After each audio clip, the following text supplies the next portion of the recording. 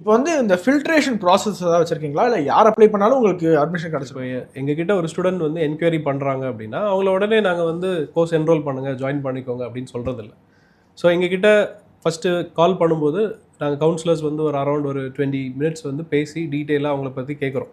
So அவங்க என்ன background, என்ன பண்ணுறாங்க, என்ன ஸ்கோர் எடுத்திருக்காங்க, எல்லாமே கேட்குறோம். 10th 12th 10th college 12th காலேஜில் எல்லாம் என்ன பண்ணியிருக்கிறாங்க எல்லாமே கேட்குறோம். கேட்டுட்டு இப்போ சம்டைம்ஸ் அதுலேயே தெரியும் அவங்களோட ஐக்யூ லெவல் என்ன அப்படிங்கிறத அண்டர்ஸ்டாண்ட் பண்ணிக்கலாம்.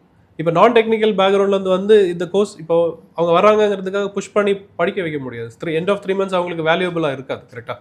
ஸோ அதனால் நாங்கள் அதை ஃபில்டர் பண்ணுறதுக்காக இப்போ ரீசெண்டாக வந்து என்ட்ரன்ஸ் எக்ஸாம் மாதிரி வச்சுருக்கோம். சும்மா கம்ப்யூட்டர் ரிலேட்டடான நாலேஜ் அவங்களுக்கு இருக்காது, கம்ப்யூட்டர் பற்றி கொஸ்டின்ஸ் கேட்க முடியாது.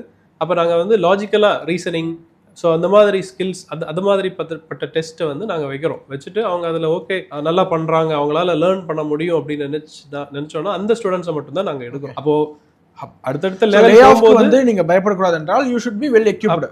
அதுதான் சொல்ல வரேன்.